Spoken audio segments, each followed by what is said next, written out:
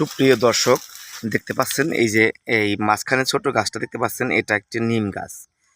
যা হোক, আর পাশে একটা গাছ দেখতে পাচ্ছেন, এটা হলো আপনার পেঁপে গাছ। এই সাইডেরটাও পেঁপে গাছ। এখন কথা হলো, নিম গাছের মাঝখান থেকে দুই সাইডে দুইটা পেঁপে গাছ, একটা পুরুষ পেঁপে গাছ ছিল, যা হোক কেটে দেওয়া হয়েছে। এখানেও অনেক পেঁপে ধরছিল, যা হোক। এখন দেখেন এই যে এটা থেকে শুরু থেকে অনেক পেঁপে ছিল, দেখেন দুইটা গাছ একসাথে হয়ে গেছে এবং উপরে অনেক পেঁপেও ধরছে, ওই যে দেখতে পাচ্ছেন দর্শক।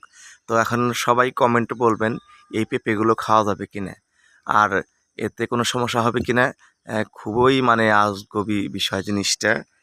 কিভাবে মানে ওই জায়গায় থেকে জন্ম হয়েছে, তো এর খেলে কোনো সাইড এফেক্ট হবে কিনা সেটাও আমাকে জানাবেন। জানালে আমি ধন্য হব। আপনাদের কাছে জিনিসটা ভালোভাবে শেয়ার করলাম। আপনারা প্রয়োজন পড়লে আমাকে দয়া করে কমেন্টে জানাবেন, এটা কি খাওয়া যাবে কি সেটা জানাবেন। আল্লাহ হাফেজ।